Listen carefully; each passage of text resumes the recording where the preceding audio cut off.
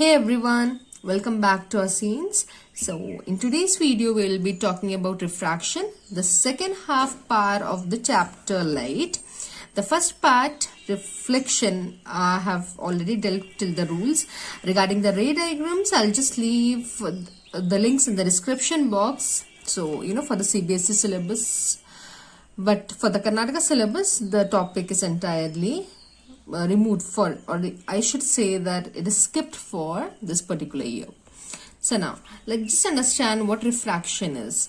So when light travels through transparent media, it passes through it. So while passing through the transparent medium, light appears to bend.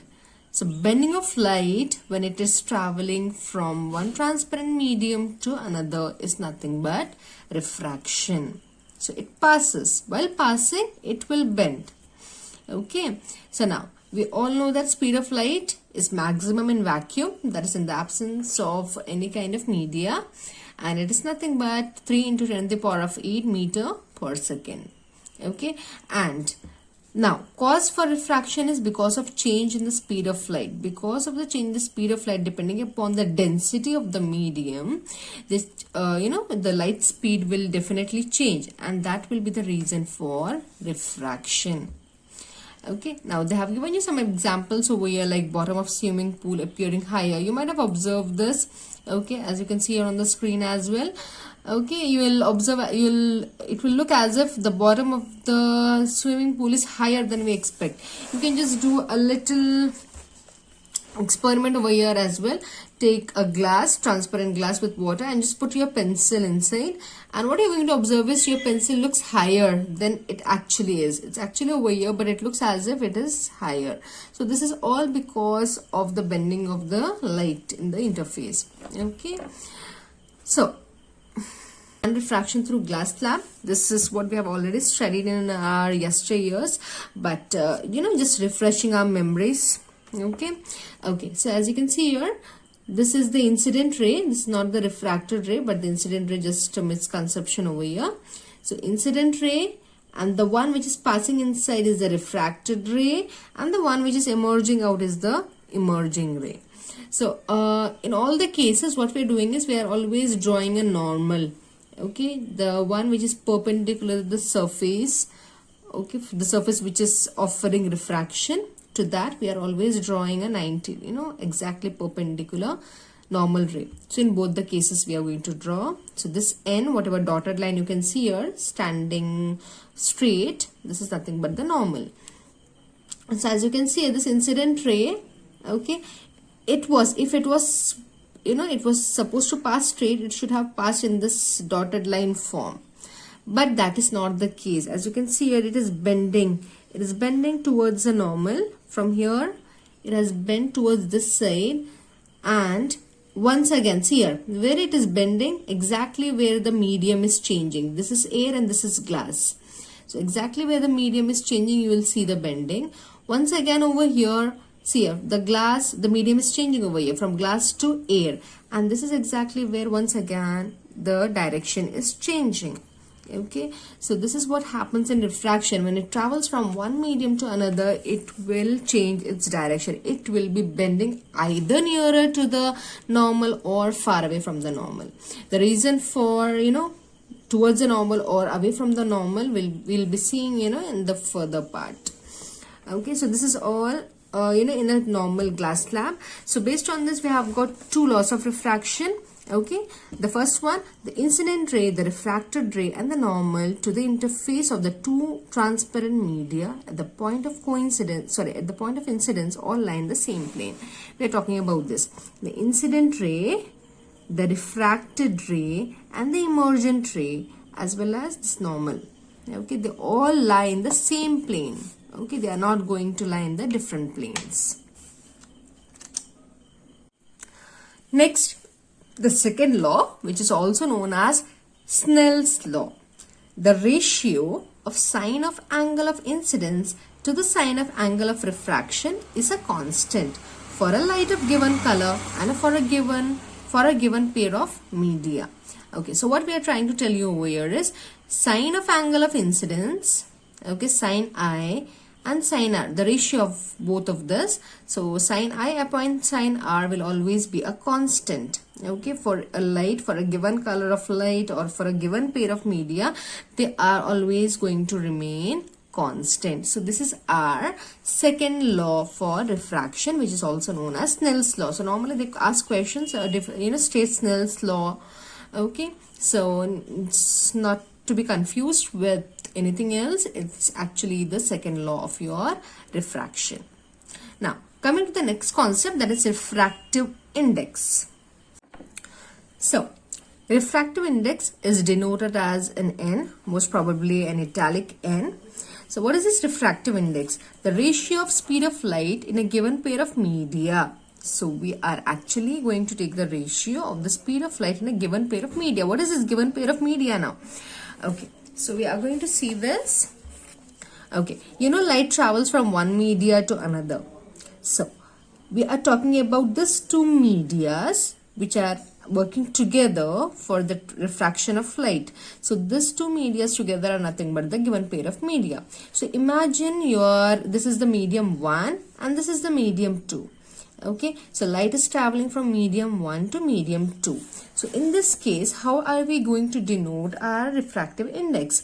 So our ratio will be speed of light in medium 1 divided by speed of light in medium 2. Since the first media from where it is coming will be in the numerator, and the one in which it is actually passing through, or it's going to go next after refraction, we prefer it at the denominator.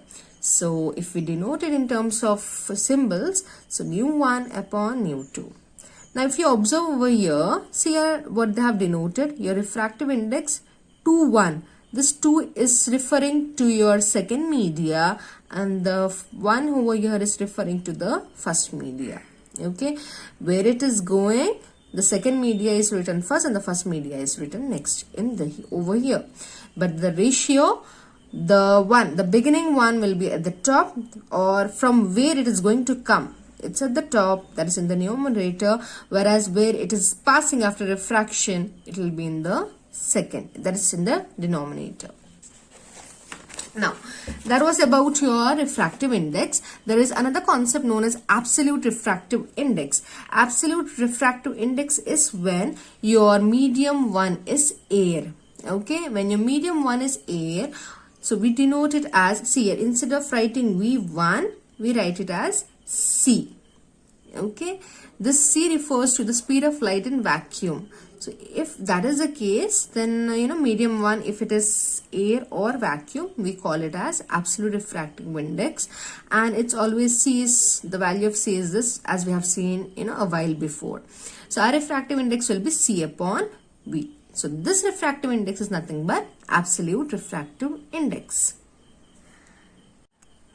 Next, let's talk about optically denser medium. When do you call a medium as a, based on what do we prefer, or how do we identify whether a medium is denser or rarer depending optically? So if you are having two media and if you are comparing two medias together, the one with higher refractive index is the denser medium. If your refractive index is high, then your medium will be denser. If your refractive index is low, then it's going to be rarer. Rarer media is when the molecules are not so tightly packed. So your refractive index, the more value of the refractive index, the denser will be your medium. This is what you need to keep in your mind. Now if you see, remember a while back we have discussed that after refraction, the refracted ray will either come nearer to the normal or it will move away from the normal. So on what basis does it do that? So if among the two media, okay, if at all the light is traveling from rarer to the denser one, then because of the tight package of molecules, what will happen is your light ray, the refracted ray, is going to come nearer the normal. So as you can see here, okay, it has moved from this level to this level. So it is coming nearer to the normal. Whereas if at all it is traveling from denser to rarer, Okay, so in that case what will happen is your light ray will travel away from the normal. So instead of coming nearer, it's going to move away from the normal. Okay, so this is what you need to keep in mind. Okay, you might be getting questions, objective types of questions related to this concept. Now finally we will be moving to our spherical lenses. So this is the main concept what we are going to study in this particular topic, and you know, you have got ray diagrams related to this, which is very important based on your exam point of view. So our spherical lenses, spherical we call it because of the circular or the surface, the spherical surface which it has. So we have got two types over here. Okay, in both the sides, if we have got both curved, then you know, depending upon what type of curved surface we have, we'll be naming it. Okay,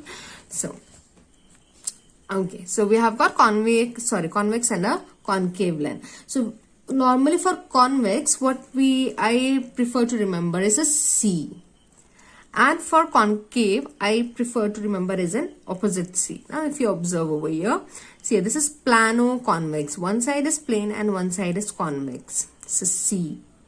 Okay, and this is biconvex, this is what we will be studying. So both side is C's. Okay, if you join this, you are going to get like an almond.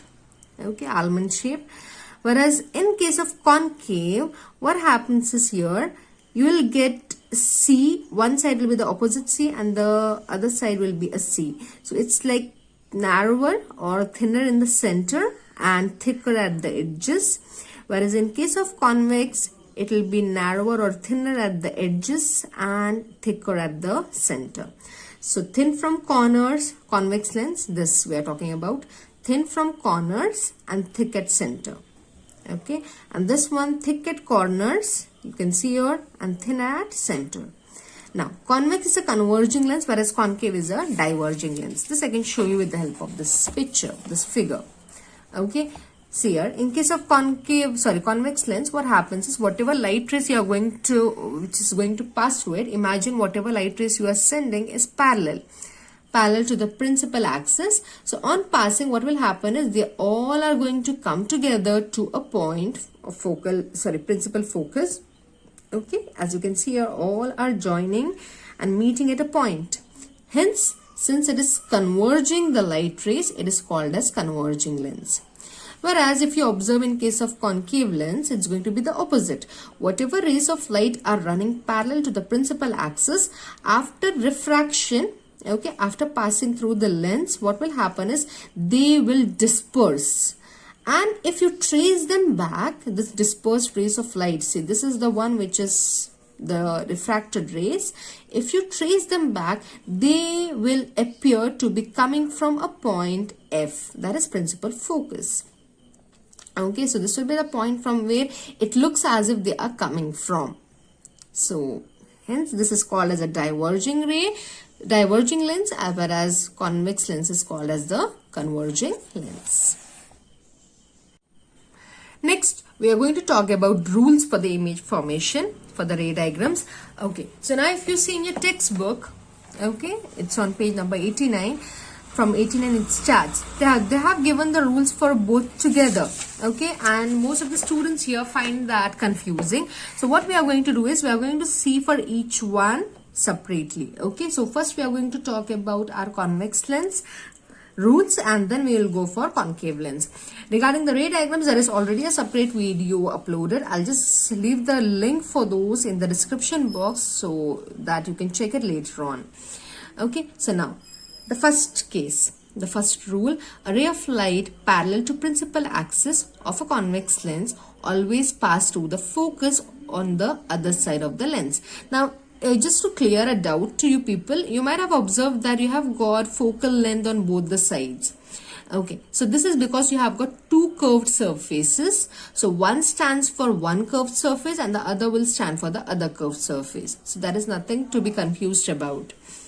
Okay, so now as you can see here, you have got a ray of light running parallel to the principal axis. So after refraction, this ray of light will bend towards the direction of the focal length, and it will pass through your, sorry, not focal length, principal focus.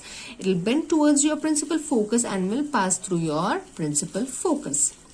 This is the first law. Always a ray of light parallel to the principal axis after refraction will pass through principal focus. So this is the first rule for convex lens. Going to the second rule, the opposite of your first rule. If there is a ray of light, the incident ray, which is passing through your principal focus, okay, and this will be passing and then it will be hitting your lens. After hitting, obviously it's going to be refracted since it's transparent. After refraction, what will happen is this ray of light will bend in such a way that it will run parallel to your principal axis.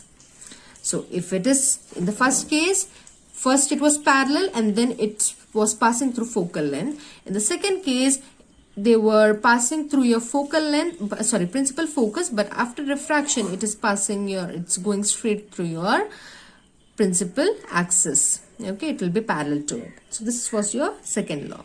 Now going to the third law, which is very, very easy. If at all a ray of light is passing through the optic center. What is this optic center now? The very much center point of your lens is nothing but your optic center. If a ray of light is passing through your optic center, then it won't change its direction. There is no changing, no bending of light, nothing. As you can see here, it's going to pass straight through it. It's neither bending on this side, neither bending on that side. No changes in the ray of light. It is as if nothing has come in between them. It will pass straight. So these are the three laws for your convex lens. Now regarding the ray diagrams, as I said, I'll be just giving a link, below. It will explain you how to draw them, also how to understand them. Now directly we will be moving for your concave lens. We are going to see the ray diagram, the rules for the ray diagrams. Okay. Now once again here, the same thing, the first point, when a ray of light is parallel to your principal axis, after refraction, instead of, say in convex lens, what you have seen is it was passing through F. But here, since this is dispersing or diverging ray, it will pass in such a way, it will disperse actually, but if you trace this line back, it looks as if it is coming from F on the other side, that is from the left side. Okay, it's first the ray was parallel, after refraction it was diverging in such a way that if you trace them back, you can locate it to F. Okay, now second law, the exact opposite of the first one. Imagine a ray of light. Okay, imagine a ray of light which is actually, in sequence to your F2. See here, as you can see here, this is coming down. This, okay, it's in such a way, if you go through it, if at all this lens is not present, it might be passing through F2. Okay, your principal focus. But since there is your lens, after refraction, instead of passing over here, they will bend in such a way that it will be parallel to your principal axis.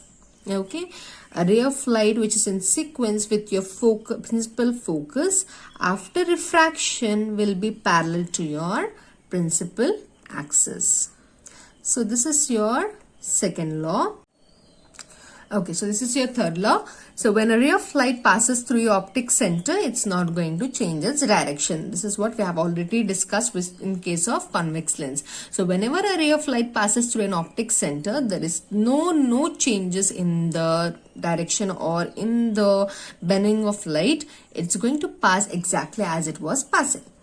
Now, talking about your ray diagrams, for this, once again, a separate video is uploaded. I'll just give you a link in the comment section, in the description box, and you can just go through it.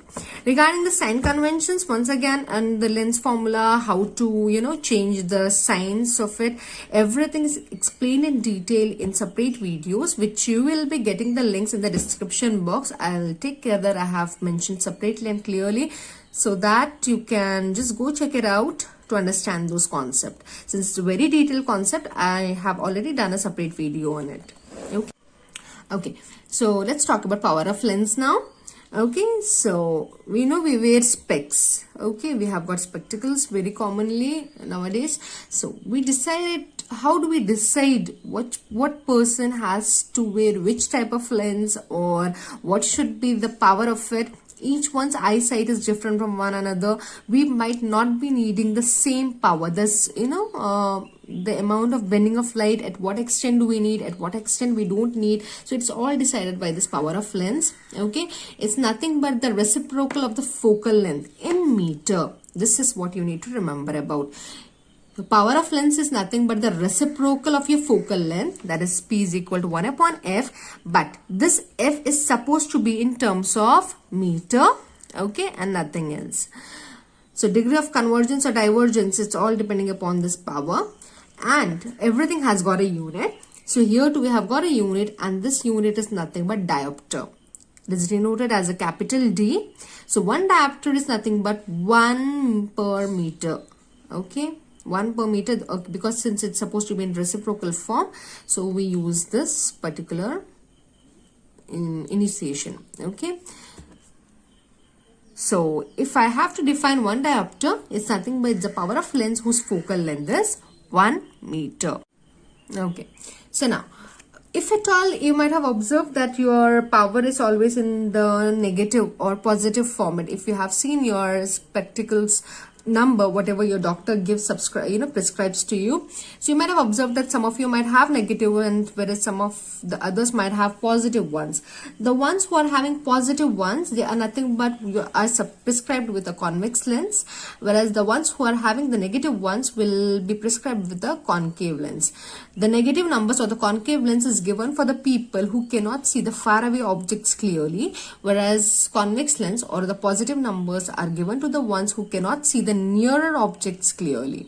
Okay, so depending upon the defect in your eyesight, they will be prescribing you the lens and the number depending upon the the defects in your eye. Okay, so that was about your power of lens. See here, we have got problems related to your lens formula as well as your sign conventions and as well as your power. So once again, a separate video is already done over here. Okay, I'll just give all the links down in the description box. So in case if you have got any doubts related to them or this particular video, you can just leave me a comment and I'll definitely get back to you without fail. Thank you for watching.